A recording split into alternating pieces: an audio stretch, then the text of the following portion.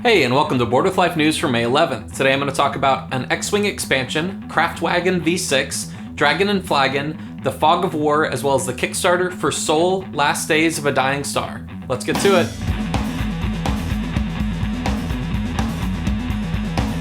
Hey, I'm Chris. Welcome to Board with Life News.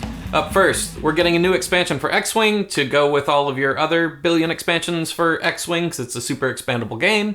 This is called Heroes of the Resistance. This is going to have an updated Millennium Falcon and X-Wing model, both sculpt and paint job, and these are going to reflect the ships that you saw in The Force Awakens, the new Star Wars movie. It's also going to have the characters Rey, Finn, and Poe, so I'm sure everybody's really excited about that. It is kind of a thing. Tom Vassell said on Board Game Breakfast on Monday that there weren't a lot of new ships, so that's kind of a bummer for the X-Wing game that there weren't new ships in the new Star Wars movie, so they're having to kind of go rebuff the old ones. But at the same time, I'm sure a lot of people will be excited about just having Rey, Finn, and Poe. So there you go. Stronghold Games announced 3 new games that are going to be coming out over the next couple months. First up is Craftwagon V6. This is the game from Matthias Kramer that came out in Germany last year.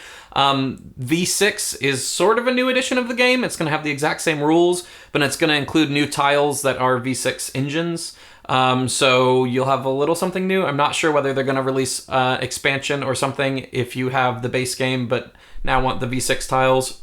I also don't know if this is going to be more of a trend because it's so common and easy now to get German games in America and they're language independent and all that kind of stuff. If when American publishers bring them over, they're going to be adding something new and extra and better to kind of entice people to either rebuy the game or wait for the American release. But this one's coming out in August of 2016. Up next on their slate is Dragon and Flagon, designed by Jeff Bryan and Sydney Engelstein. That's the design team of the father and son and daughter that did things like Space Cadets Dice Duel. This is a raucous game for 2 to 8 players. In it, you're going to be adventurers in a tavern, and you're fighting over a magical drink that is the best drink ever, I guess. So it's kind of like a King of the Hill style where you're all going for the same thing. It's going to have 3D board environments that you can change from game to game, which seems pretty interesting. And this is also coming out in August. And the last of their releases they announced is going to be another game from Jeff Engelstein called Fog of War. This is a 2-player strategy game that sees a focus on intelligence and planning aspects of World War II instead of the battles, stuff like that. This is going to have you kind of plan out your move, but you can also bluff. You can lie about what it is. So there's a little bit of intrigue going on, which seems good and very thematic for it. And this one is coming out September of 2016. The Kickstarter this week is for Soul, Last Days of a Dying Star. This is an interesting game where you're trying to mine energy from the sun, but the sun's unstable, and I guess it's going to explode, so you're trying to get out of there, but also you need energy to get out of there, so, classic Catch-22. In it, you have little ships called sun divers that the cool mechanic I really like is you have to arrange the sun divers in specific orientation to each other. So it might be they need to be in connected straight line, or they need to be in a triangle, things like that. So you're moving them around the board trying to make them into specific shapes, and then you can kind of turn them into energy centers and other stuff like that if you can get them in the right shapes. So it sounds pretty interesting. It's got great artwork, really thematic. And it costs $45 right now on Kickstarter, so if that sounds interesting to you, go back it. All right, that is the news for this week. Thanks so much for tuning in. Make sure you subscribe to this page as well as follow Chris Bryan Games on Twitter and Instagram. Also, go follow Board with Life on everything because that's good. Instead of answering a question this week, I was going to get it from the comments in the YouTube video last week, which you guys should comment in this one this week, things that you're interested in, whatever, and I'll pick from that for next week. But a really big thing happened in the last couple days in the board game hobby, so I'm going to talk about that instead, even though I really don't want to talk about it, but it's big news, so I'll talk about it. So, over on BGG, somebody started a thread about a guy named Jim Fleming, who has been a very active member of Board Game Geek and the board game community on Twitter, all that stuff. You might know him. And through this, I'm going to be remembering my one semester I took of media ethics class, because I'm certainly not a journalist, but I don't want to spread rumors and lies about people. So I'm going to try to do that based on actual media ethics. We'll see how well I do. And basically the thread was it was a publisher started the thread, and Jim Fleming had contacted them saying his car was broken into and a bunch of board games were stolen. And he was asking the publisher if he could get replacements. And the publisher looked at the timeline and realized that was impossible for him to have had the game then because they hadn't shipped yet. So there's no way the guy could be telling the truth. Started the thread and went like, hey, has anybody else been contacted by this guy? A ton of other people chimed in that they had been. And as more and more info came out, it started to look like Jim Fleming was scamming these people.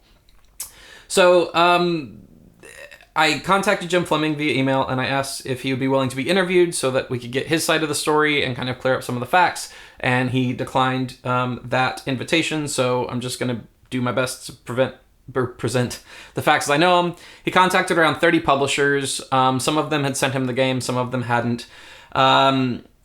In that, it also seemed like he was scamming other people in the BGG marketplace where he would contact publishers for review copies. Sometimes he did reviews, sometimes he didn't, but then he would sell those review copies, sometimes without doing reviews. And in one case, he sold a copy to a guy and then told him some lie about it and then sent him an empty box and sold the game again to a different guy. There's speculation going through his Reddit history that he's doing this with other stuff, but that's not confirmed. I'm only talking about confirmed stuff. There's also speculation that there was a charity auction he hosted on Board Game Geek that made over $4,000 that now that all of this has come to light, people are more suspicious of. But again, we don't have any proof that he didn't donate that money to charity. So yeah. So it's definitely a crappy thing to happen in the hobby. It just also goes to show like our hobby's small. So like we know each other and don't screw people, but it's also kind of unbelievable because the guy was so active. He did a lot of stuff for charity that has been confirmed, like Extra Life charity, stuff like that he, no question, donated the money to, all that stuff. It's a crappy situation. A couple things to take from it. One, I was processing kind of like my anger at it, and I realized one of the big things is like taking advantage of review copies and stuff like that. Not that I do reviews, and we kind of rarely accept review copies, and whenever we do, we tell people there's no guarantee we're going to do anything of it. If you want to send us a game, you're more than welcome to send us a game. If we like it, we'll talk about it just because we talk about games that we like. But like, we are not reviewers. We don't do that. So we don't get sent a lot of review copies because we don't ask publishers for review copies. But people that do reviews, the hobby's expensive. You don't make any money at that. There are very few people who do make any kind of money at that, that can pay for it. So this kind of distrust that he's spread could hurt that. The good thing about it though is like, what other hobby or what other anything would it even be like going like, hey, I had a thing stolen out of my car that I bought, and obviously it's not your fault at all, but I was wondering if I could have another copy of that thing. Like, imagine that with like a Blu-ray and going to Target and going like, hey, this Blu-ray got stolen. They'd be like, and? So it is a catch-22 with that, where it, like, he preyed on the good nature of the hobby and how nice people are in the hobby and how willing to help people are.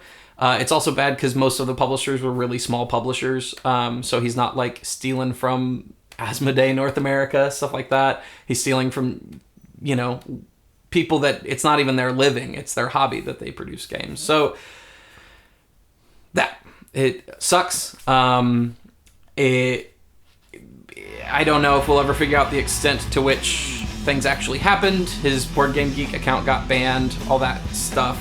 He dropped out of social media. But yeah, be good to each other and, play games and support people and do something for charity just to pay karma forward, I guess. I don't know. Anyways, so that's the news for this week. Thanks so much for tuning in, and I will see you next week.